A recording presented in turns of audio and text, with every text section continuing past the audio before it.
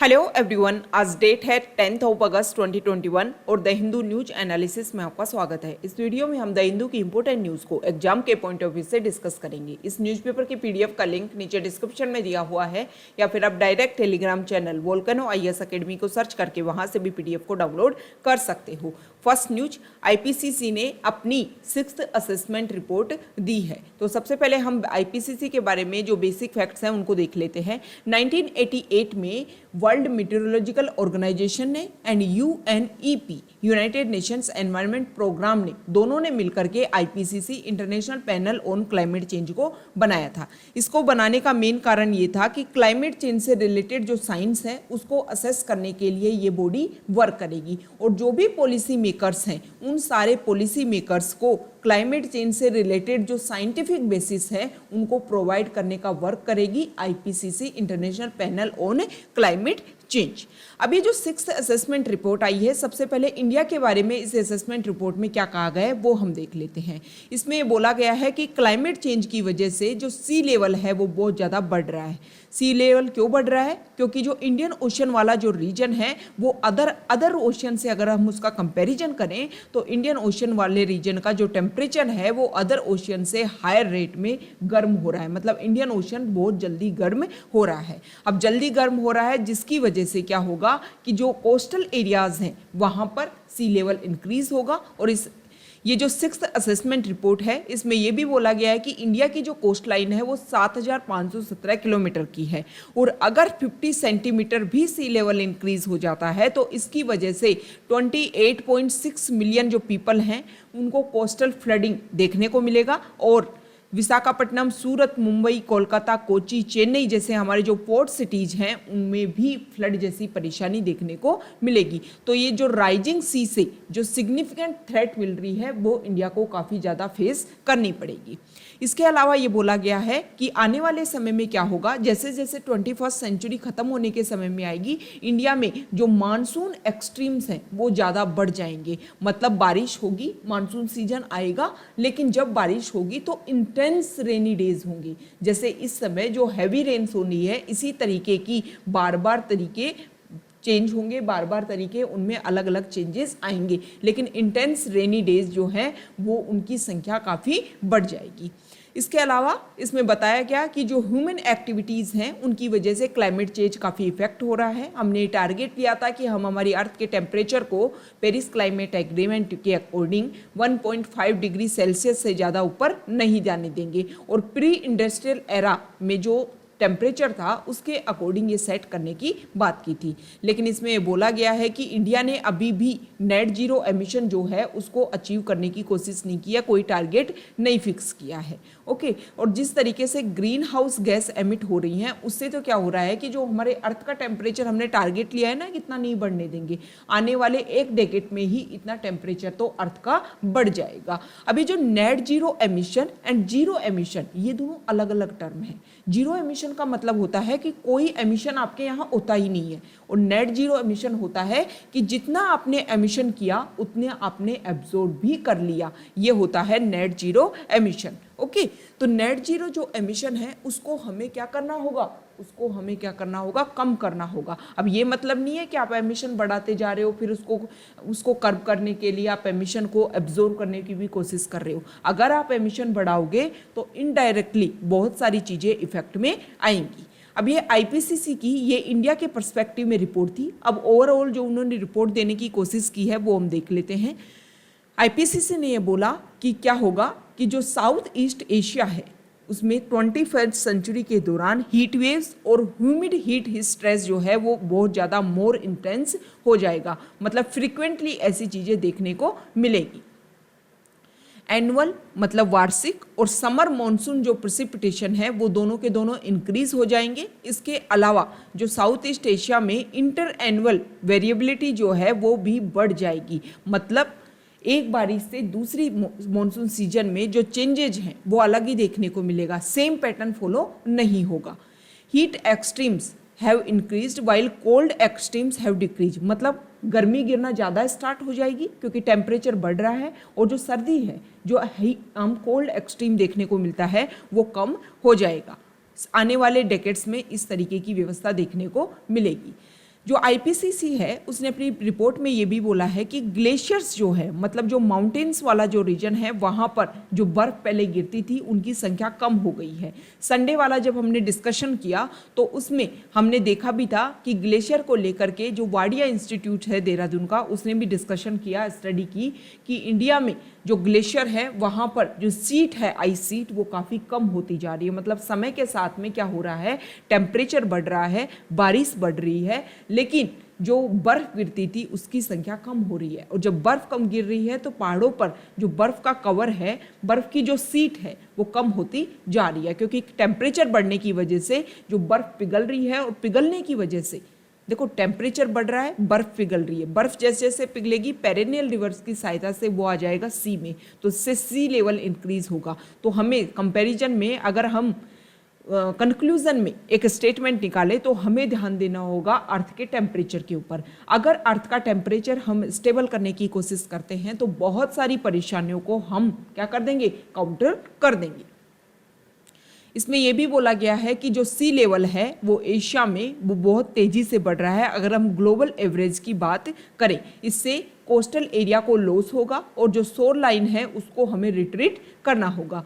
Regional mean sea level will continue to rise. Okay, तो ये इसमें आईपीसीसी रिपोर्ट की जो स्टेटमेंट है, इसको आप एनवायरनमेंट से रिलेटेड जब भी कोई क्वेश्चन आता है तो उनमें आप आईपीसीसी की जो 6th असेसमेंट रिपोर्ट है उसको आप इंक्लूड कर सकते हो। देखो आईपीसीसी की अब तक 5 रिपोर्ट आ चुकी हैं, और जब जब इसकी रिपोर्ट आई है तब तक क्लाइमेट चेंज को लेकर के कुछ अच्छे रिजल्ट निकल करके आए हैं। जैसे सबसे पहले 1990s में जब इसकी फर्स्ट असेसमेंट रिपोर्ट आई, उसके बाद में यूएनएफसीसी के बारे में वर्क किया गया, उसके बाद में क्योटो प्रोटोकॉल, कोपेनहेगन जो डिक्लेरेशन हुई, ये सारी जो पॉइंट्स हैं वो इसकी असेसमेंट रिपोर्ट के बाद में सामने आए। तो आने वाले समय में नवंबर में ग्लासगो में मीटिंग होने वाली है सीओपी, उसमें जो कंट्रीज़ है वो डिस्कशन करेंगे क्लाइमेट चेंज को लेकर के। तो हो सकता है कि जो आईपीसीसी की जो 6th असेसमेंट रिपोर्ट है वो ग्लासगो में जो मीटिंग हो उसका बेसिस बने। नेक्स्ट न्यूज देखो, जो मिनिस्ट्री ऑफ डिफेंस है उन्होंने पिगेसस स्पाईवेयर, इजराइल की एनएसओ कंपनी के द्वारा ये बनाया गया ये टेक्नोलॉजी, और इसका यूज़ किया जा रहा था किसी भी कंट्री की इंटीग्रिटी एंड सिक्योरिटी को मेंटेन करने के लिए। मिनिस्ट्री ऑफ डिफेंस ने ये बोला कि उनका एनएसओ ग्रुप टेक्नोलॉजी के साथ में कोई भी ट्रांजैक्शन नहीं हुआ, मतलब कोई भी लेन देन नहीं हुआ इस स्पाईवेयर को खरीदने के लिए। तो मतलब लंबे समय से जो कंट्रोवर्सी चली आ रही थी कि गवर्नमेंट ने यूज़ किया है पिगेसस स्पाईवेयर को, उसके लेकर के गवर्नमेंट ने अपना स्टेटमेंट देने की कोशिश की है कि उन्होंने जो first pointed reference to the company since the snooping controversy broke, मतलब इस कंट्रोवर्सी को तोड़ने की कोशिश की है। Next news United Nation Security Council को लेकर के है। इंडिया के जो हमारे पीएम हैं उन्होंने इसको प्रेजाइड करने की कोशिश की और मैरीटाइम सिक्योरिटी वाली जो प्रॉब्लम है उसको सॉल्व करने की कोशिश की। देखो किसी भी ओशियन को अगर आपको सिक्योर करना है, किसी भी वाटर बॉडी को आपको सिक्योर करना है, तो उस वाटर बॉडी में जो भी एंट्री पॉइंट्स, जो भी एग्जिट पॉइंट्स हैं वो सिक्योर होनी चाहिए। दूसरा, वहाँ पर एक इम्पोर्टेंट फ्रेमवर्क बनना चाहिए और जो फ्रेमवर्क है उसमें ग्लोबल लेवल के जो पर्सन्स हैं वो भी शामिल हो और जो उस वाटर बॉडी के रीजनल एरियाज में जो कंट्रीज़ हैं वो मिलकर के वहाँ पर बहुत सारे पॉइंट्स के ऊपर कोऑपरेशन कर सकते हैं। जैसे एक्सरसाइज को लेकर के जॉइंट मिलिट्री एक्सरसाइज कर सकते हैं वो कंट्री, इसके अलावा ट्रेड को लेकर के कोऑपरेशन कर सकते हैं। इसके अलावा और भी पॉइंट्स हैं जिनके ऊपर एक ऐसी फ्रेमवर्क अपनाया जा सकता है जिसके ऊपर वर्क किया जा सके। तो कल जो मैरीटाइम सिक्योरिटी को लेकर के ओपन डिबेट हुई उसमें भी ये बोला गया कि United Nation Convention on the Law of the Sea जो है वो मैरीटाइम एक्टिविटीज़ के लिए लीगल फ्रेमवर्क को एस्टेब्लिश करेगा। नेक्स्ट न्यूज यहाँ देखिए, देखो हमारे जो सुप्रीम कोर्ट के चीफ जस्टिस ऑफ इंडिया हैं एनवी रमन्ना, उन्होंने अभी सीबीआई को लेकर के, आईबी को लेकर के, इसके अलावा पुलिस फोर्स को लेकर के अलग अलग स्टेटमेंट दिए। अभी झारखंड में एक जज की डेथ हो जाती है, उत्तम आनंद उनका नाम है, और उसी को लेकर के सीबीआई अपनी रिपोर्ट जारी करती है। सुप्रीम कोर्ट ने बोला है कि वो इस रिपोर्ट से खुश नहीं है क्योंकि इस रिपोर्ट में इधर उधर की बात की गई है, लेकिन जो कंक्रीट है, जो बेसिक है, जो मूल बात है कि क्यों उनकी डेथ हुई उसके बारे में कोई भी वर्क नहीं किया गया है। चीफ जस्टिस ऑफ इंडिया के द्वारा बोला गया कि अगर फंडामेंटल राइट्स के वायलेशन की बात करें तो हमारे प्रेजेंट टाइम में जो हमारे पुलिस स्टेशन है वहाँ सबसे ज़्यादा वायलेशन होता है। इसके अलावा अगर बात की जाए कि सीबीआई और आईबी की जब भी ज़रूरत हुई जुडिशरी को तो उन्होंने हेल्प नहीं की, इसलिए उन्होंने एक एक्स्ट्रा स्टेटमेंट ये दिया कि एक अलग से एक फोर्स बनाई जाए जो जुडिशरी को स्पेशल तरीके से प्रोटेक्ट करने की कोशिश करे। नेक्स्ट न्यूज, सुप्रीम कोर्ट ने सेंटर से वैक्सीन को लेकर के सारे डाटा मांगे हैं। एक पिटीशन फाइल की गई थी जो हमारे एक जज हैं एडवोकेट हैं प्रशांत भूषण, उन्होंने सुप्रीम कोर्ट में एक पिटीशन फाइल की और उन्होंने बोला कि वैक्सीनेशन को लेकर के जो भी ट्रायल हुई और वैक्सीनेशन के ट्रायल को लेकर के जो भी रिजल्ट निकल करके आए वो सारे जो डाटा हैं उन सारे डाटा को पब्लिश किया जाए गवर्नमेंट के द्वारा। तो सुप्रीम कोर्ट ने बोला कि प्रेजेंट टाइम में लगभग 50 करोड़ लोगों को हम वैक्सीनेशन डोज दे चुके हैं, तो क्या इस समय बिल्कुल सही होगा उन लोगों में अगर वैक्सीन को लेकर के डाटा डिक्लेयर किए जाएंगे और मान लो कुछ इस तरीके की कि लोगों में संदेह हो कि उनको वैक्सीन गलत तरीके से दी गई। तो प्रशांत भूषण इस बारे में बोलते हैं कि अगर हम ट्रांसपेरेंसी लेकर के आएँ तो वैक्सीन को लेकर के जो हेजिटेंसी हो रही है वो वाली प्रॉब्लम ज़्यादा नहीं होगी और गवर्नमेंट के ऊपर जो रिलाई है लोगों का वो और ज़्यादा इंक्रीज होगा।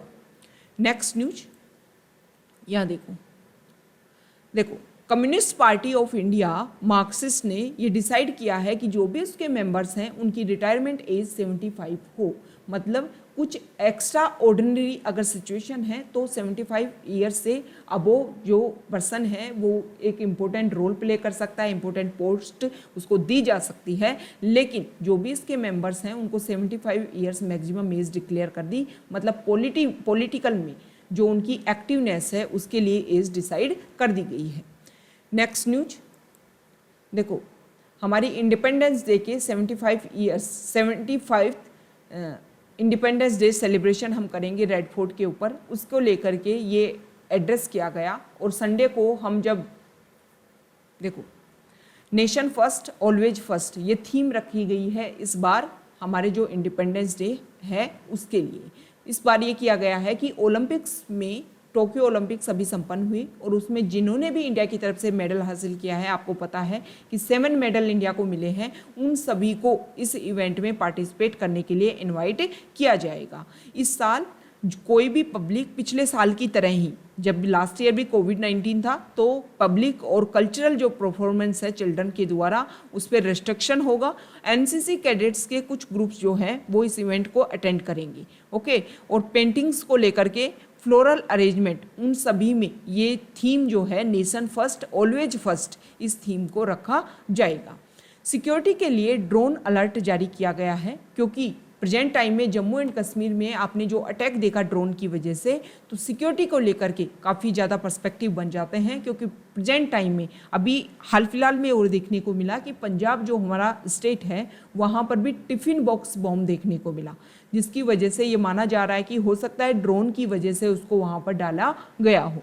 तो ये ड्रोन जो है वो सिक्योरिटी में एक मेजर कंसर्न उभर करके सामने आया है और जो भी सिक्योरिटी अलर्ट अब प्रेजेंट टाइम में होने वाली हैं उसमें ड्रोन को ध्यान में रख करके सारे सिक्योरिटी गाइडलाइंस बनाए जाएंगे। नेक्स्ट न्यूज, यहाँ देखिए उड़ीसा ने काफ़ी अच्छा रोल प्ले किया। हमारी हॉकी टीम जो ब्रॉन्ज मेडल लेकर के आई मैन और विमेन टीम जो है उसने भी काफ़ी अच्छा परफॉर्मेंस किया टोक्यो ओलंपिक में। इसीलिए जो ओडिशा गवर्नमेंट है वो 89 स्टेडियम बनाएगी ताकि बेसिक लेवल पर उन सारे बच्चों को जो गेम्स में जाना चाहते हैं उनको बेसिक इंफ्रास्ट्रक्चर प्रोवाइड करेगी। क्योंकि देखो ये तो क्लियर बात है कि जब तक हम फाउंडेशन नहीं बनाएंगे किसी भी चीज़ का तब तक उसके ऊपर जो है, देखो जब फाउंडेशन बनता है ना तभी एक अच्छा महल बन करके तैयार होता है। घर की नींव अगर मजबूत हो तो घर एक शानदार महल बन करके तैयार होता है। सेम उसी तरीके से ओलंपिक्स अगर हम सीधा सोचें कि आज से 3 साल बाद में, क्योंकि देखो कोविड की वजह से 1 ईयर एक्सटेंशन हो गया टोक्यो ओलंपिक्स को लेकर के, तो 3 साल बाद में नेक्स्ट ओलंपिक होंगे। तो हम चाहें कि 3 साल बाद में जो ओलंपिक्स हो तो उसमें इंडिया के पास में 50 मेडल हो। अब उस 50 मेडल के लिए आपको बेसिक फाउंडेशन बनाना होगा। जो आज आप फाउंडेशन बनाओगे उसका रिजल्ट नेक्स्ट जो ओलंपिक है उसे नेक्स्ट ओलंपिक में देखने को मिलेगा। इसीलिए उड़ीसा गवर्नमेंट जो है वो कोशिश कर रही है 89 स्टेडियम वहाँ बनाए जाएंगे ताकि सभी बच्चों को जो स्पोर्ट्स इंफ्रास्ट्रक्चर है वो उनको प्रोवाइड हो सके। ओके, तो ये काफ़ी अच्छा इनिशिएटिव है गवर्नमेंट के द्वारा। नेक्स्ट न्यूज, यहाँ पर जो हमारे एमिनेंट इंस्टीट्यूट हैं वहाँ पर शेड्यूल कास्ट और शेड्यूल ट्राइब्स के जो स्टूडेंट्स हैं उनका ड्रॉप आउट बहुत ज़्यादा रेट में देखने को मिल रहा है।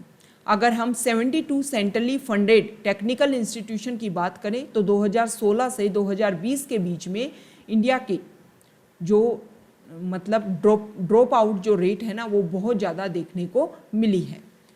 देखो जितना वहाँ पर एडमिशन हुआ, टोटल जो एडमिशन हुए उसमें 23% जो है वो SC और ST कम्युनिटी से बिलोंग करते थे और इनमें से 31.5% मतलब जितने एडमिशन लिए गए उसमें 31.5% जो है वो ड्रॉप आउट हो गई।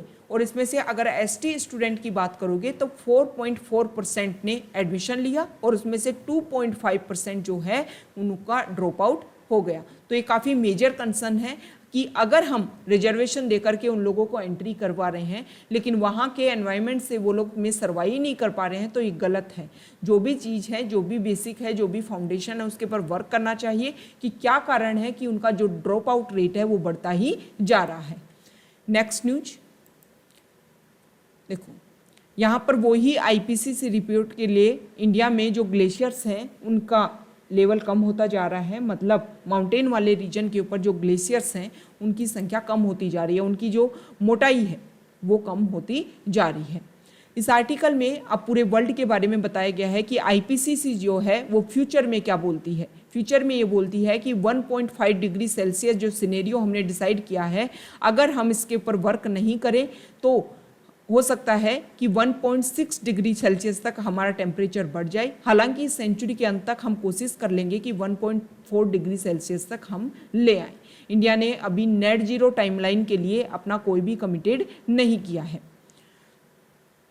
ठीक है, तो यहाँ पर एक ये भी बात बोली गई है कि एक्सट्रीम वेदर इवेंट्स बहुत ज़्यादा देखने को मिलेंगे। अब एक्सट्रीम वेदर इवेंट्स को अगर हम बात करें तो ह्यूमन एट्रीब्यूशन उसमें बहुत ज़्यादा देखने को मिलेगा। Carbon budget, feedback cycle, charts and the future state of the climate since the 5th assessment report of the 2014।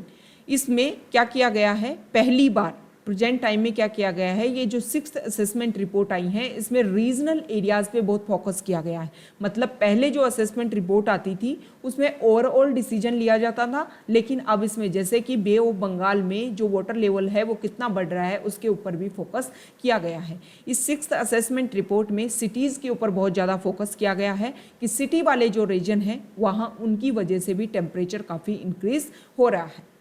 Next news यहाँ देखिए,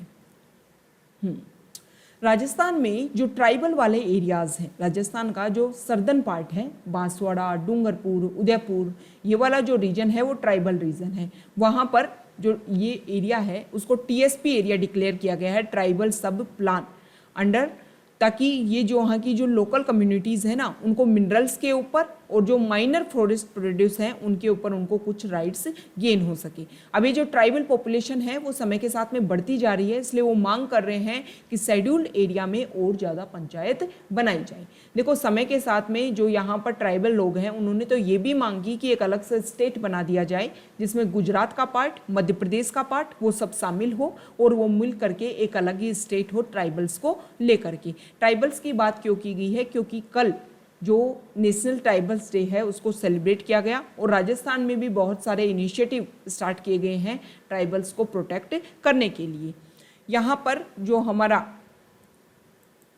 देखो आसाम और जो हमारा मिज़ोरम है उसके बीच में मेजर डिस्प्यूट देखने को मिला, आसाम और मिज़ोरम के बीच में। तो आसाम के जो CM हैं उन्होंने ये बोला कि आसाम और मिजोरम के बीच में 2 बार डिमार्केशन हो चुका है, एक बार 1873 के टाइम में और एक बार 1993 के टाइम में। हम जो है वो 1993 का जो डिमार्केशन है बाउंड्री का उसको मानते हैं, लेकिन जो मिजोरम है वो मांग कर रहा है कि 1873 वाले को मांग की जाए। देखो इस तरीके से तो पॉसिबल नहीं है।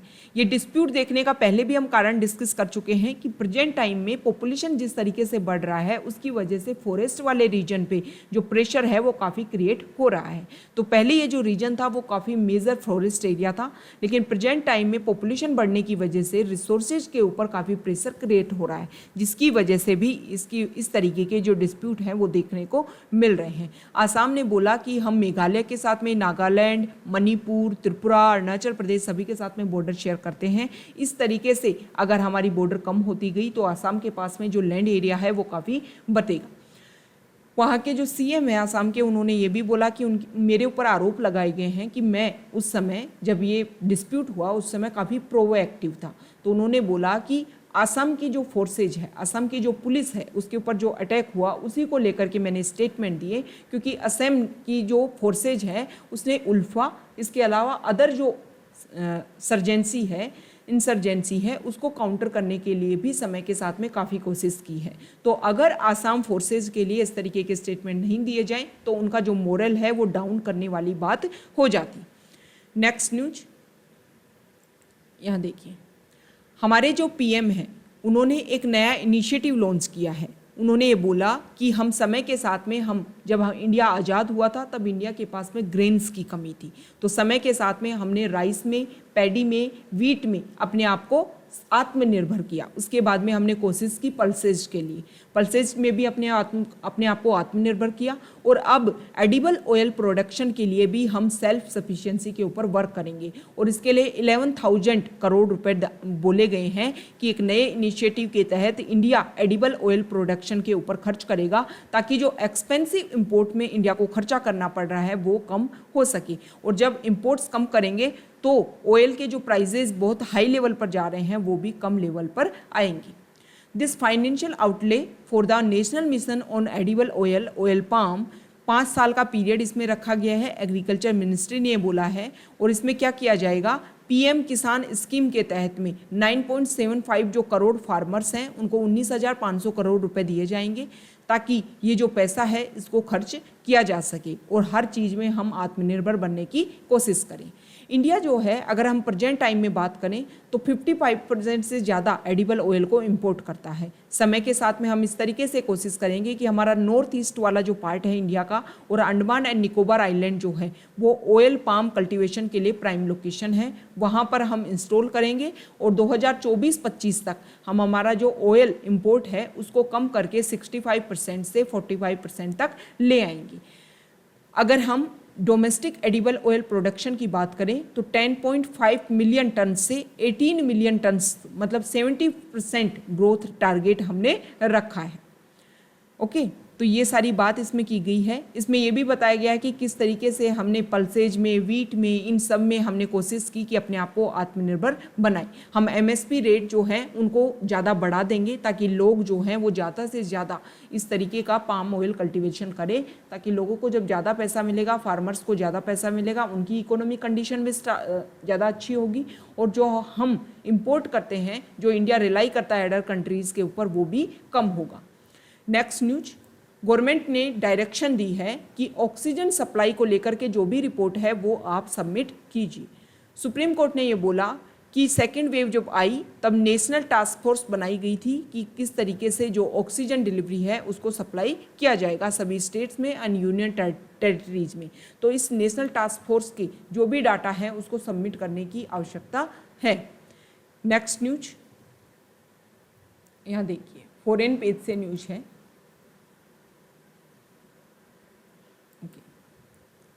देखो, जो क्लाइमेट रिपोर्ट है उसने ये बताया है कि United Nation Security council Antonio Guterres ने ये स्टेटमेंट दिया कि ये जो क्लाइमेट साइंस रिपोर्ट है उसमें ये बोला जाएगा कि अगर हम बात करें कोयला, कोल, ऑयल एंड गैस, ये एक खतरे की घंटी है। मतलब हम जितना इनको यूज़ करेंगे उतना ज़्यादा जो है वो क्लाइमेट चेंज होगा। इसके लिए हमें क्या करना चाहिए, हमें करना चाहिए कि हम रिन्यूएबल एनर्जी जो सोर्सेज हैं उनके ऊपर रिलाई करें। अब ना सिर्फ उनके ऊपर हम रिलाई करें बल्कि समय के साथ में उनको कोशिश करें कि उनको हम अच्छे से इंस्टॉल कर पाएँ। सिर्फ टारगेट बनाने से कुछ नहीं होने वाला, उस टारगेट को जब तक हम अचीव नहीं करेंगे तब तक इसका बेटर रिजल्ट सामने नहीं आएगा। ओके, तो ये आज का हमारा डिस्कशन था। ये तालिबान को लेकर के आप देख सकते हो कि तालिबान जो है उसने अफगानिस्तान के और 2 मोर सिटीज़ को अपने अंडर कैप्चर करने की कोशिश की है। देखो, तालिबान जिस तरीके से अफगानिस्तान को अपने अंडर करने की कोशिश कर रहा है, सेम उसी तरीके से 1990 से 1995 के बीच में जब यूएसएसआर अफगानिस्तान में बना हुआ था और तालिबान को सपोर्ट किया जा रहा था पाकिस्तान के द्वारा और यूएसए के द्वारा, और उसके बाद में 1996 से 2001 तक तालिबान के पास में पावर थी अफगानिस्तान की। 2001 में तालिबान अटैक कर देता है यूएसए के ऊपर और उसके बाद में जो यूएसए है वो अपनी सेना यहाँ पर इंस्टॉल करता है। तो सेम हिस्ट्री जो है वो अपने आप को रिवाइज कर रही है। जो यूएसए ने यूएसएसआर के साथ में किया वो ही हिस्ट्री अब यूएसए के साथ में चेंज हो रही है, रिपीट हो रही है। तो इसमें क्या करना होगा कि रीजनल कंट्रीज़ ने अगर ढंग से वर्क नहीं किया, अगर दोहरापन अपनाया अफगानिस्तान में पीस एस्टेब्लिशमेंट को लेकर के, तो यहाँ पर कभी भी पीस एस्टेब्लिश नहीं हो पाएगी। तो ये आज का हमारा डिस्कशन था। ओके।